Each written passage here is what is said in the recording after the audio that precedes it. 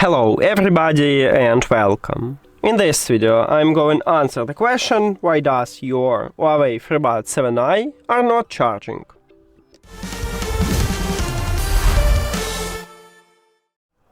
At the bottom of each earbud we have these silver dots. This one is charging contacts. I recommend you to check firstly is you have the charging foil on them and remove the foil. Also you can check it in the charging case. So right here we have charging contacts, check, maybe you have the foil here, and remove it.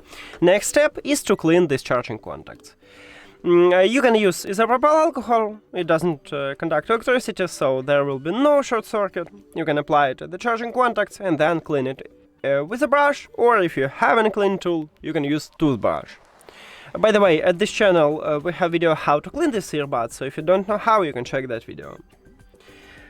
Also, I recommended to check your charging cable and an adapter, maybe replace them and use another one, and also check USB-C port. Maybe you have something wrong with your USB-C port. That's it. Thank you for watching this video. If you found it helpful, please consider subscribing to channel and leave the like on the video. See you later.